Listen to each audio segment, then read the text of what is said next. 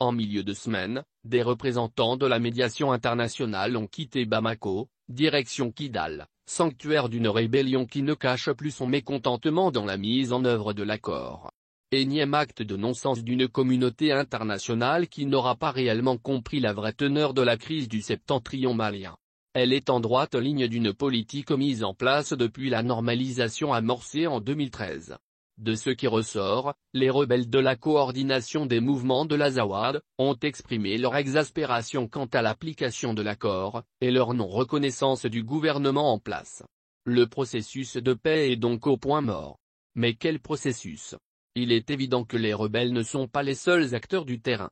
Fait encore plus important à prendre en compte, d'autres acteurs ayant une plus grande envergure sont présents, notamment, l'EG et AQMI. Des acteurs qui, rappelons-le, ne sont pas signataires de l'accord pour la paix et la réconciliation. Ce qui biaise considérablement l'efficacité du processus car ne prenant pas en compte tous les protagonistes. Toutefois, dans ce flou sécuritaire, il y aura des tentatives de rapprochement entre AQMI d'Iyad Agali, faisant partie de la mouvance de l'extrémisme violent, et des hauts cadres de la rébellion. C'était à Ménaka puis dans une localité près de Kidal. Certains voient en ce jeu les prémices d'une nouvelle alliance pour faire face à la puissance de feu de l'EG. Ce qui serait fort semblable au jeu qui fut fait en 2012 lorsque rébellion touareg et mouvance salafiste s'étaient alliés pour chasser l'armée malienne des régions du Nord. Pour l'instant, il s'agirait surtout d'une prise de contact et d'une sorte de clarification des positions car tout naturellement, les cadres d'AQMI et ceux des mouvements signataires de l'accord ont plus d'acquaintance entre eux qu'avec ceux de Dekch. Clarification, c'est cela que la communauté internationale devait imposer aux groupes rebelles du Nord malien, à la suite du succès militaire de Serval. Car, on le constate encore aujourd'hui, souvent il est difficile de faire le distinguo entre rebelles et terroristes. Rappelons tout simplement que, par exemple, Iyad Agali, Targhee Foga, fait partie des notables de Kidal, bien qu'il soit également chef d'une mouvance terroriste. De ce fait, il garde des liens très forts avec des parents qui se trouveraient de l'autre côté de la cartographie des groupes armés, à savoir la rébellion. Également, le QA est issu d'une scission d'Ansardine, le groupe originel d'Iyad, au plus fort de l'occupation du septentrion malien. De ce fait, aujourd'hui, l'on assiste à un retour de boomerang. Une minorité d'individus armés tiennent en haleine tout un pays pour des revendications chimériques. Dans des conditions aussi complexes, que doit faire l'État malien?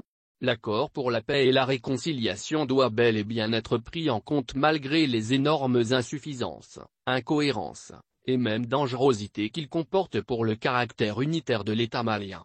Il faut, tout de même reconnaître, la grande part de responsabilité des gouvernements successifs dans le pourrissement de la situation. De très longue date, et au fil des ans, le Mali n'aura pas été à la hauteur de la particularité de son territoire et de son destin sécuritaire. Le Grand Nord fut négligé, tout comme d'ailleurs, d'autres régions du Mali.